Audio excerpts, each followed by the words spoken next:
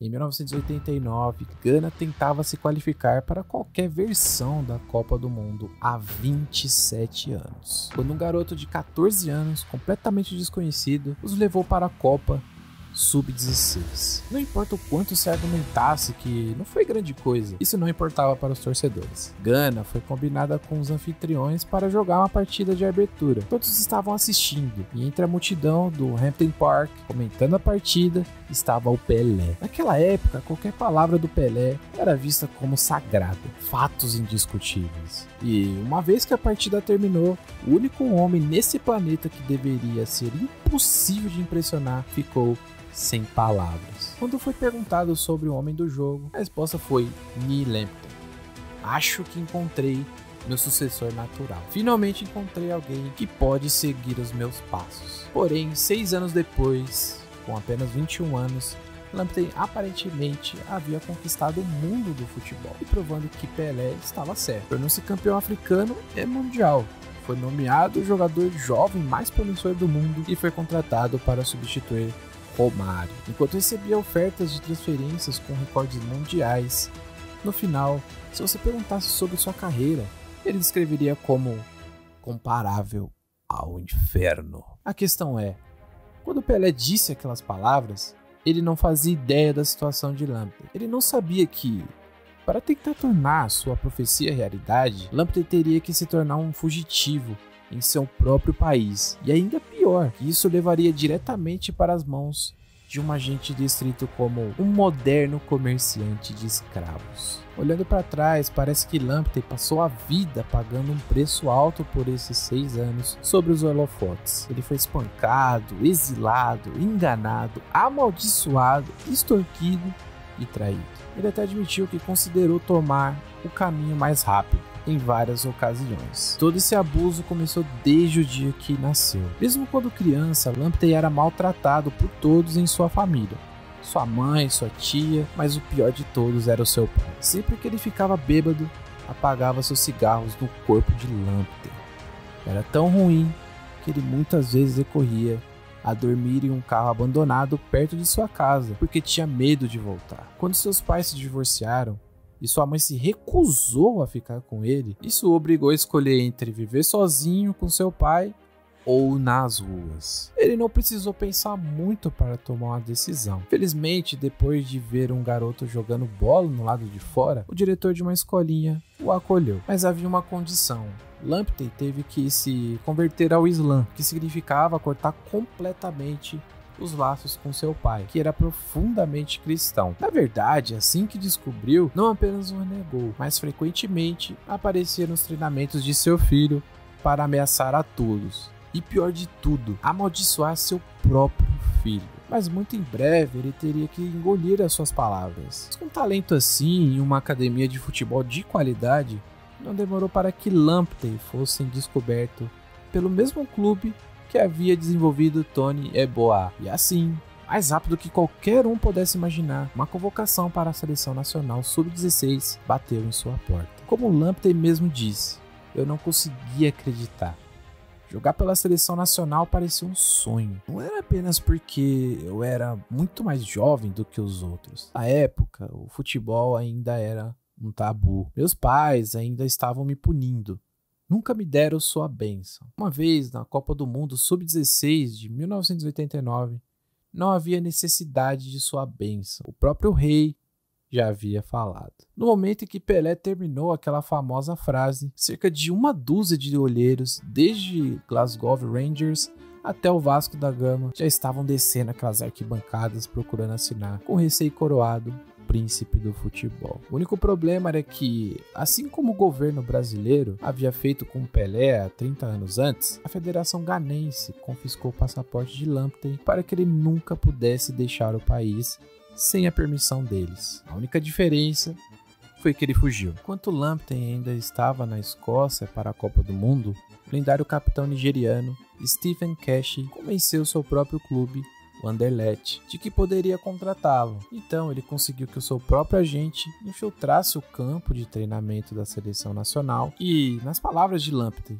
uma vez que a FA o pegou, Eles queriam chamar a polícia. Eu tive que apaziguar a situação, senão eles teriam o prendido. Mas enquanto o escoltavam para fora, ele conseguiu me dar o cartão e me disse: Cash quer te levar para a Europa. 2 meses depois, já de volta a Gana e ainda sem passaporte, Lamptey pegou seu pouco dinheiro que havia recebido quando estava jogando no torneio e pagou um taxista para contrabandeá-lo através de 3 fronteiras diferentes até a Nigéria. Como ele mesmo explicou, eu não contei para ninguém, nem mesmo para os meus pais. Toda vez que chegávamos a uma fronteira, eu saía do táxi e entrava no próximo país, a pé, pagando alguém para me guiar pelos arbustos. Era um inferno. Eu tinha que correr o mais rápido que podia, 1 minuto atrasado e o táxi seguiria sem mim. A jornada levou um dia inteiro. Uma vez em Lagos, mostrei o cartão de visita que tinha no bolso para todos, até que um taxista reconheceu o nome.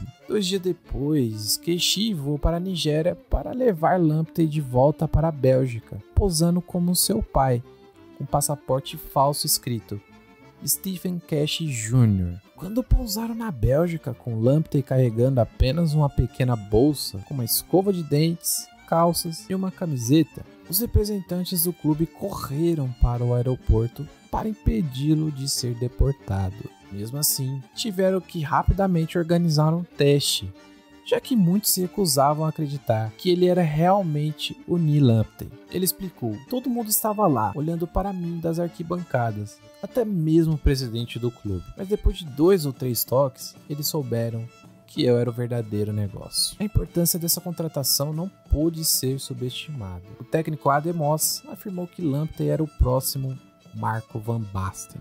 E a Federação Belga mudou permanentemente suas regras, reduzindo o limite de idade, tudo para que um garoto que praticamente era sem teto pudesse estrear o mais rápido possível. Assim, apenas 6 dias depois, em seu 16º aniversário, Lamptey entrou no lugar de Luc Nilis e marcou em sua estreia. Na próxima partida ele marcou novamente. 2 partidas depois ele marcou 2 vezes na mesma partida e depois segurou um empate contra o Gent, fazendo 5 gols em seus primeiros 5 jogos. Apenas um mês depois, o jovem de 16 anos já estava jogando contra o Rudi Vela em umas quartas de final europeia. E adivinha? Ele marcou novamente. No final da temporada, o Anderlecht não foi apenas campeão, mas ninguém, nem mesmo Luc Nilis, marcou mais gols do que Lamptey desde a sua estreia. Mesmo que o Demos e o Keshi tentassem mantê-lo no caminho certo, uma vez em que a máfia do futebol colocou as mãos nele, eles o dominaram. Lembra quando mencionei que ele caiu nas mãos de um suposto comerciante moderno de escravos? Pois é, Antônio Caliendo, o mesmo agente que representou jogadores como Baggio e o Dunga, ouviu falar de Lamptey e foi direto ao seu pai. Ele ofereceu uma quantia significativa de dinheiro para convencê-lo a entregar o seu filho. Lamptey, então apenas uma criança, não sabia nada sobre os detalhes do contrato. A partir daquele momento, Caliendo tinha total controle sobre ele. O contrato, que durava quase uma década, dava a Caliendo 25% dos direitos de transferência de Lamptey. Qualquer taxa de inscrição que Lamptey recebesse ia direto para Caliendo. Cada centavo que o jovem ganhava passava por ele primeiro. Era uma completa extorsão. Mas Lamptey não sabia disso na época. Naquele verão, Lamptey se tornou a pessoa mais jovem a jogar pela seleção nacional de Gana, rapidamente marcando seu primeiro gol. Apesar dos fãs quererem que ele fosse um titular permanente ao lado de Eboa e Abdi Pelé, Lamptey decidiu voltar para o Sub-17 para ter outra chance de jogar uma Copa do Mundo. Com sede de vingança, ele marcou 2 vezes na partida de abertura e mais 2 gols contra o Brasil e Uruguai, liderando as estatísticas de artilharia. Ele venceu jogadores como Del Piero e Veron, foi nomeado jogador do torneio e ajudou o Gana a se tornar campeão do mundo. Lamptey também entrou no top 5 de prêmio de jogador africano do ano, aos 16 anos, competindo com nomes como George Weah. Havia rumores de que o Real Madrid e Barcelona estavam interessados em Lamptey, e Bernard Tapie, dono bilionário do Marseille, oferecia 20 milhões de dólares por ele. Isso superava o recorde de transferências de Baggio, que era de 16 milhões. Apesar das ofertas, o Anderlecht recusou. Entretanto, as coisas já estavam ficando tensas nos bastidores, entre a seleção sub-20, seleção olímpica e seleção nacional.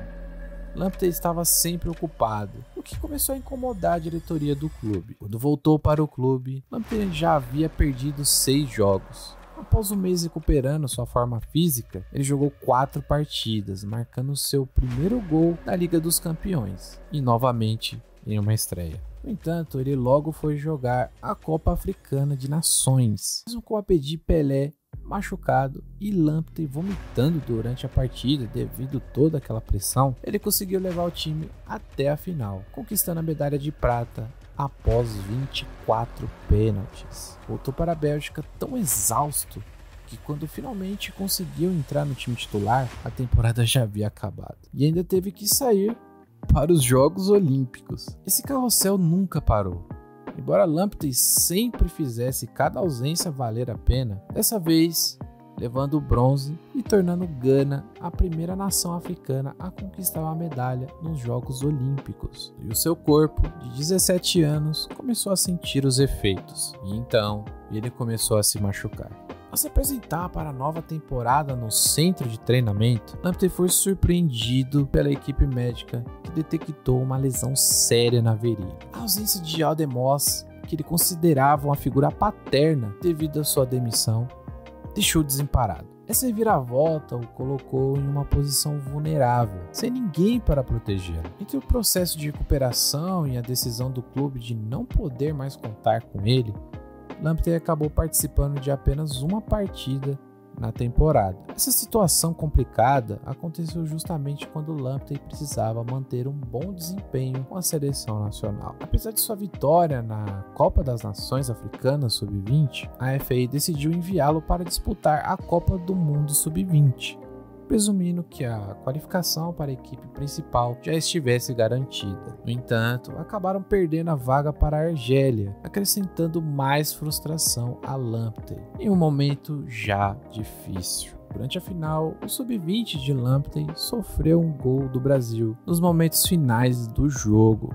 o que deixou extremamente paranoico com a situação. Além das dificuldades esportivas, aquele ano foi particularmente difícil em um nível pessoal para Lamptey. Ele havia se casado com a mulher de uma tribo diferente, o que resultou em seus irmãos virando as costas para ele quando seu pai ficou gravemente doente. Embora Lamptey tenha conseguido se reconciliar com seu pai, ao atender seu último desejo de se converter de volta ao cristianismo, isso teve consequências significativas. A antiga academia de futebol muçulmana cortou relações com ele. E após a morte do pai, Lamptey se viu sozinho para organizar o funeral, já que seus irmãos se recusaram a ajudá-lo. Toda essa série de eventos o convenceu de que uma maldição estava sendo lançada sobre ele, adicionando um fardo emocional pesado à sua já tumultuada jornada. É crucial destacar o impacto profundo que tudo isso teve em seu estado mental.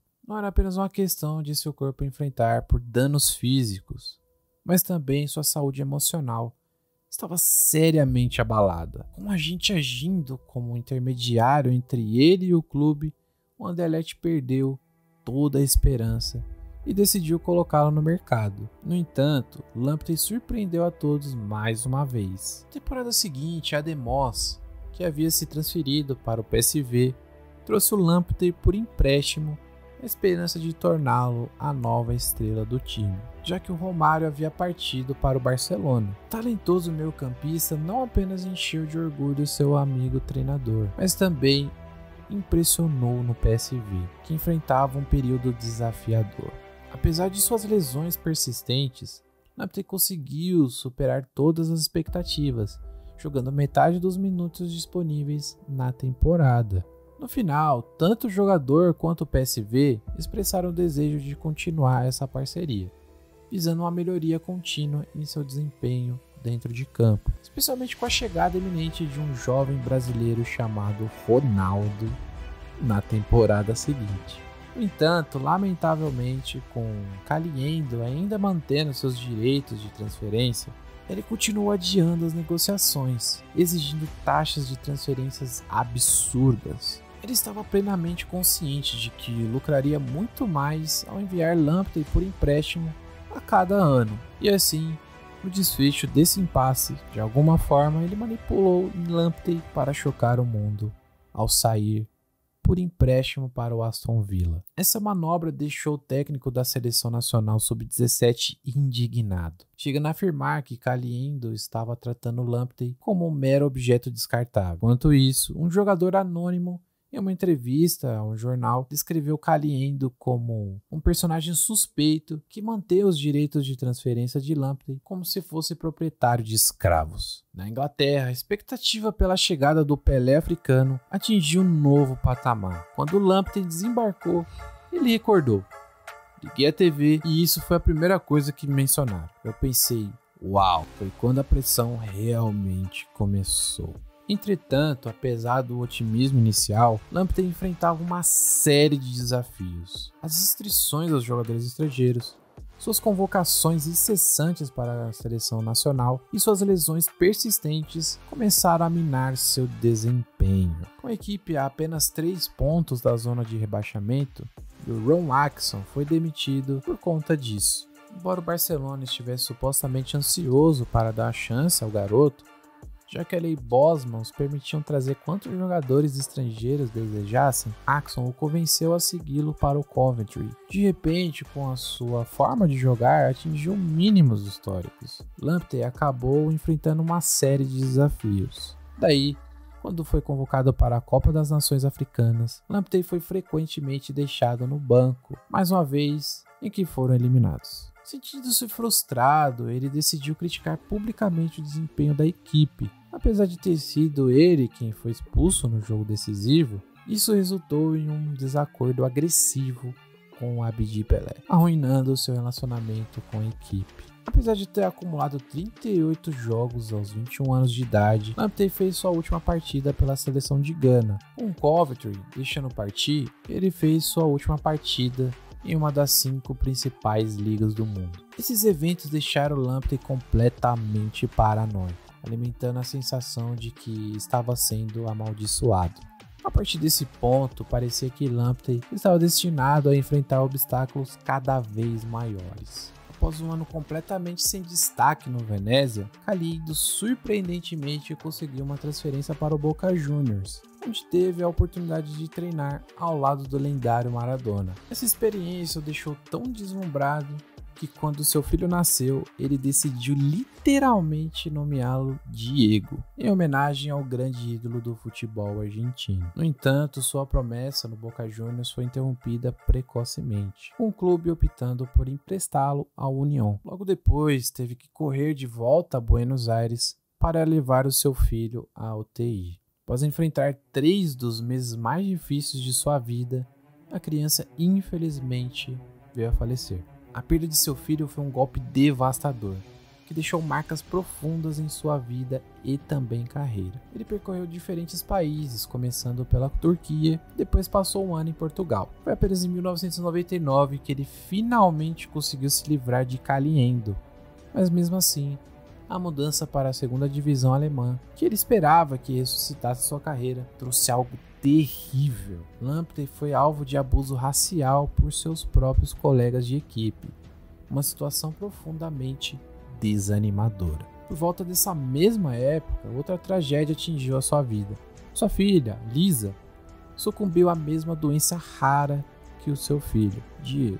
Foi uma perda inacreditável e devastadora. Após considerar seriamente a aposentadoria aos 25 anos, Lamptey eventualmente retornou ao futebol e jogou em diversos lugares, desde a China até a África do Sul, incluindo sua terra natal, Gana. Apesar de todos os obstáculos, Lamptey encontrou forças para seguir em frente. Após 5 anos de sua aposentadoria, uma revelação chocante o aguardava. Descobriu que seus 3 filhos sobreviventes, na verdade, não eram seus. mas frutos de um caso extraconjugal de sua esposa. Essa traição devastadora abalou ainda mais as estruturas emocionais. Lamptey admitiu que pensou em desistir de tudo, mas encontrou motivação para continuar. Ele se recusou a ser destruído e se viu como um sobrevivente. Atualmente, Lamptey está feliz, casado novamente e é pai de 3 lindas meninas. Ele construiu uma escola junto com a sua própria academia de futebol, visando ajudar jovens talentos a não passarem pelo que ele passou. Esse é um testemunho poderoso de sua resiliência e determinação em superar as adversidades. Espero que essa história te inspire de alguma forma, assim como me inspirou a trazer esse conteúdo desse jogador que não é muito conhecido, mas tem uma história de vida impressionante. Caso tenha gostado desse vídeo, deixa um like aqui embaixo e se inscreva no canal para receber novos vídeos. E o Lamptey teve uma passagem pelo PSV, né? Tem um vídeo aqui falando sobre o começo da carreira do Ronaldo Fenômeno no Cruzeiro até a sua venda ao PSV. Estou deixando ele em algum lugar na tela, beleza? Te vejo daqui a pouco.